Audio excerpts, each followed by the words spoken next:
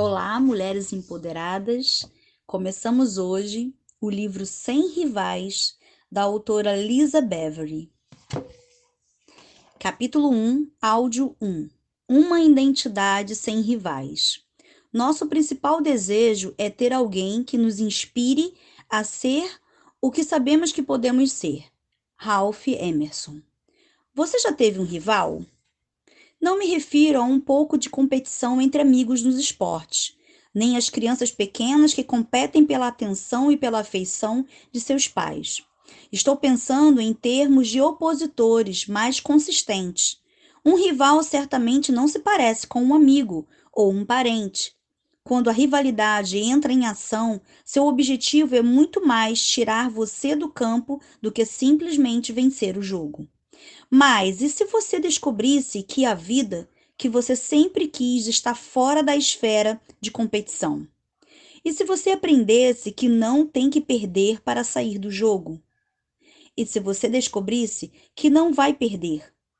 E se você pudesse pensar não apenas fora da caixa, mas também escolher viver fora dela? Décadas atrás, eu li um livro que sugeria que o fim do mundo, como conhecemos, seria a consequência de uma vasta alienação, em vez de uma invasão de alienígenas. O autor defendia que chegaria um tempo em que o mundo seria dividido em dois campos opostos, ou duas maneiras de pensar. Quando esse clima de ampla divisão chegasse, então incitar facções opostas a atacar umas às outras seria algo sem muita importância, até experimentarmos um apocalipse completo. Qualquer divisão sistemática dessa amplitude teria de começar primeiro em uma escala muito mais íntima. Pode começar dentro dos lares, onde famílias divididas estão cheias de pessoas feridas com corações divididos. Existem forças muito reais que sussurram insinuações mentirosas que assaltam sua mente, sua vontade e as suas emoções, na esperança de fazer com que você se volte contra si mesma e depois contra os outros. É difícil escapar das mensagens e mensageiros que nos dizem que não somos bons o suficiente, jovens o suficiente, inteligentes o suficiente, rápidos o suficiente ou ricos o suficiente. Somos bombardeados na esperança de que nos escolhamos as suas expectativas. É natural do ser humano querer vencer esse bullying incessante que implica nunca sermos suficientes. Quando esse abuso alcança um ponto crítico, alguns irão ceder, conformando-se e passando a copiar os demais, enquanto outros irão se rebelar e trocar acusações entre si. Nós julgamos quando nos sentimos julgados. Nós envergonhamos quando nos sentimos envergonhados.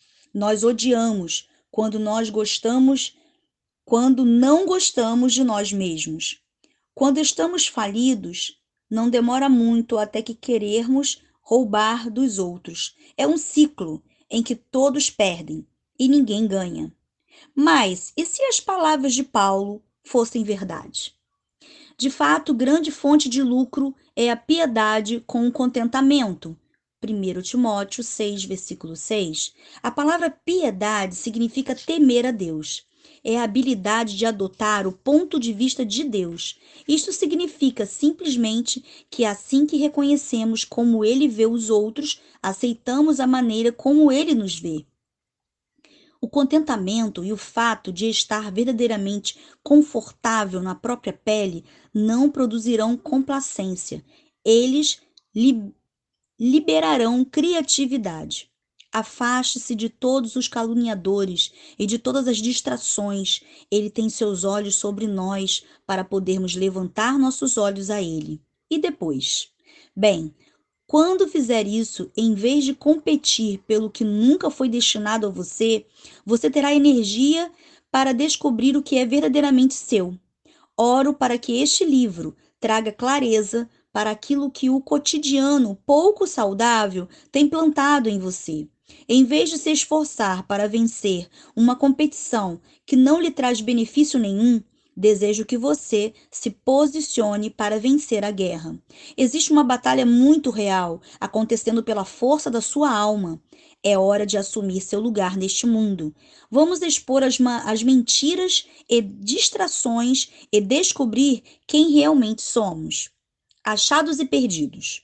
Eu amo cães. Recentemente, enquanto estava longe de casa em uma viagem para a Coreia do Sul, nossa amada cadela Tia foi apreendida. Aparentemente, um operário deixou a porta da frente da nossa casa aberta e Tia deixou para trás o aconchego da nossa casa na tentativa de desbravar as ruas do Colorado em um inverno abaixo de zero. Por alguma razão, ela não conseguiu encontrar o caminho de volta naquela noite. Um vizinho ainda não identificado foi gentil o bastante para acolhê-la durante a noite e no dia seguinte levá-la ao abrigo de animais.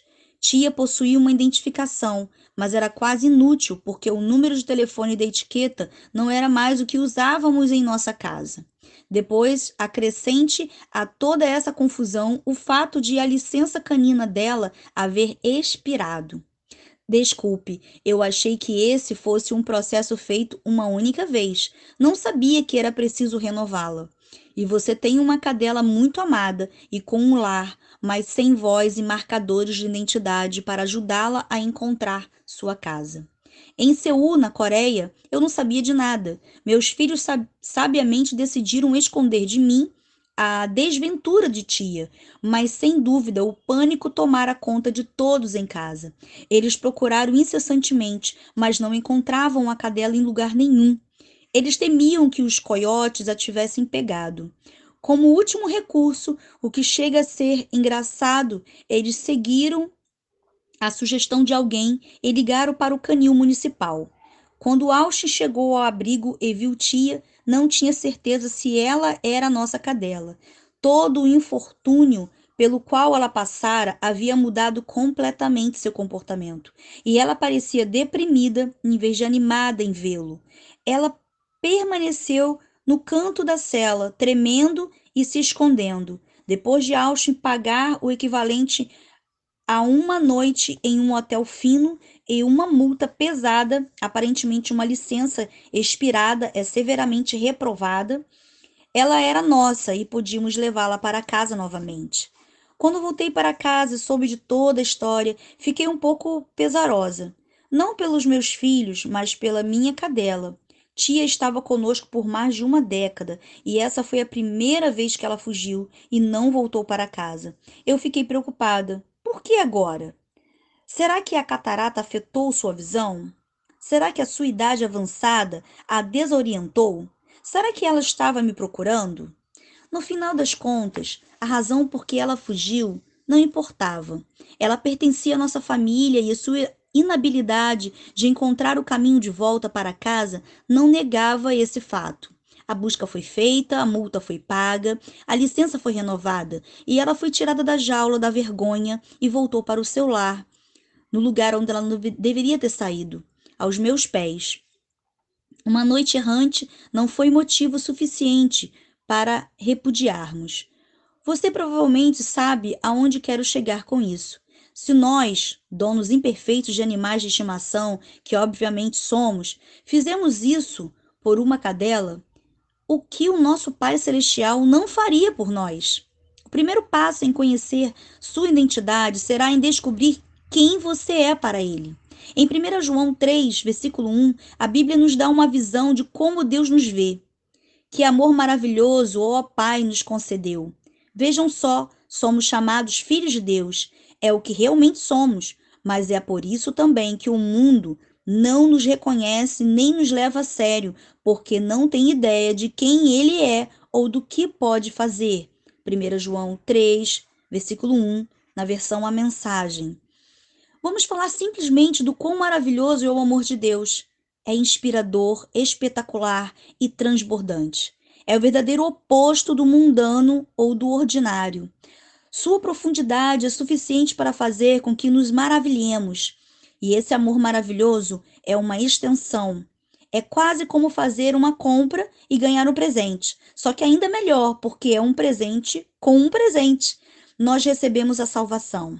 Deus nos viu em um nosso estado miserável e enjaulado, escondendo-nos no canto de alguma sociedade humana, religiosa, e pagou o preço por nos salvar, para nos salvar. Mas ele não parou por aí.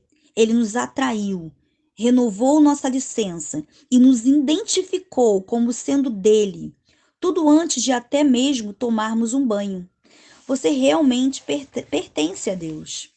E ele ama todos os seus filhos maravilhosamente, mas ele ama a cada um de uma maneira única.